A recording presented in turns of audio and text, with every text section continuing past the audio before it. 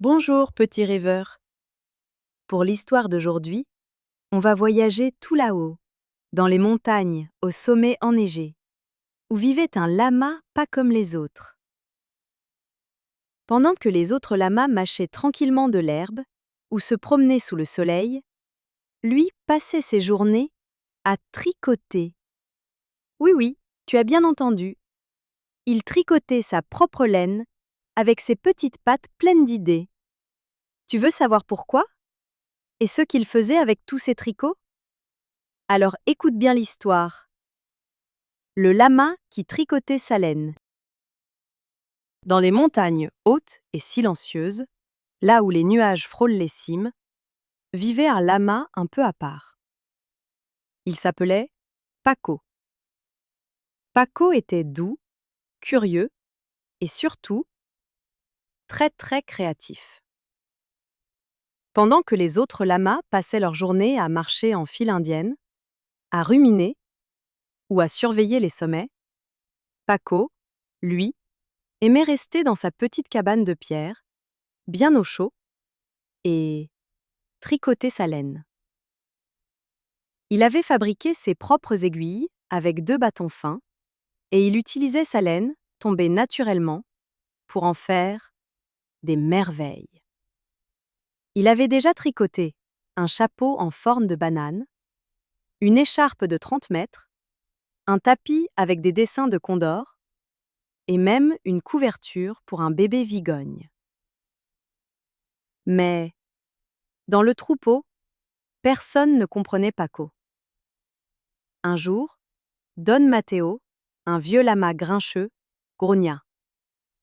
Tricoter? Mais à quoi ça sert? Tu devrais plutôt apprendre à porter les sacs comme les autres. Et Doña Clarita ajouta. On n'a jamais vu un lama avec des gants. C'est ridicule. Les jeunes lamas rigolaient parfois en cachette, en l'appelant Paco la pelote. Mais Paco ne répondait jamais. Il rentrait chez lui, il préparait un bon thé à l'ortie, et il tricotait en regardant les étoiles. Il rêvait de tisser des choses utiles, mais aussi belles, qui feraient sourire le monde. Un matin, alors que le troupeau montait vers un nouveau pâturage, le ciel changea. Les nuages noirs arrivèrent plus vite que prévu. Le vent se leva, la température chuta, et la neige se mit à tomber, beaucoup plus tôt que d'habitude. Les lamas n'étaient pas prêts. Ils tremblaient, leurs pattes glissaient sur la glace, et même les plus costauds claquaient des dents. Paco, lui, avait vu venir la tempête. Il avait préparé des sacs pleins de tricots. Des bonnets, des capes, des moufles pour sabots, des chaussettes géantes, et même des manteaux avec des poches à fleurs séchées pour parfumer l'hiver. Quand il vit ses camarades transis, il courut vers eux avec tout son chargement coloré. « Mettez ça, vite !» Les lamas hésitèrent. Mais ils avaient trop froid. Alors Rosita accepta un bonnet rose. Matteo enfila une cape à rayures. Et même Clarita accepta une écharpe à pompons. En quelques minutes, la montagne ressembla à une piste de carnaval. Des lamas multicolores, tout emmitouflés, rient aux éclats en se regardant. Et tu sais quoi? Ils n'avaient plus froid du tout. Le troupeau réussit à rejoindre l'abri de pierre grâce à Paco.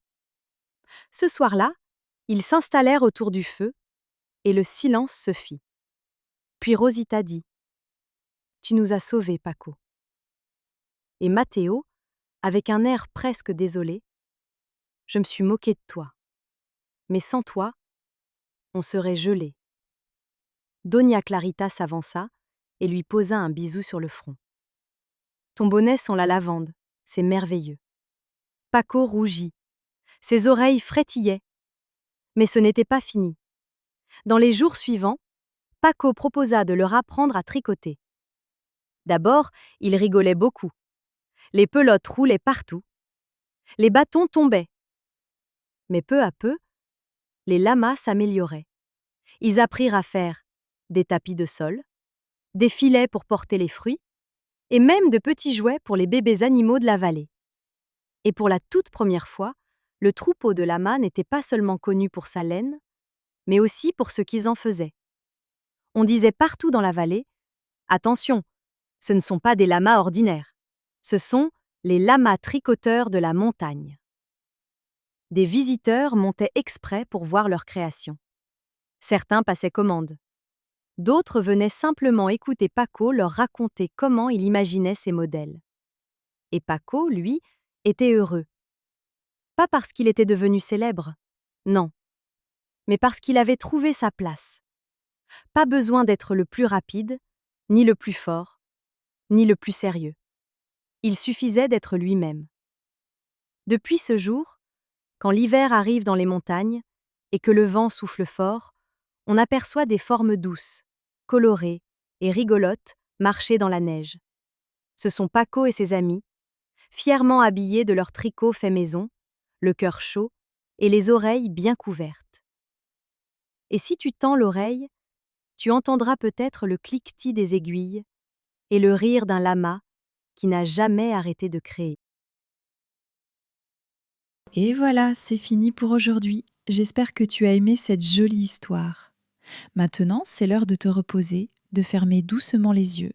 Mais ne t'inquiète pas, on se retrouve demain pour une nouvelle aventure avec encore plus de rire, de magie et de merveilleux amis à rencontrer.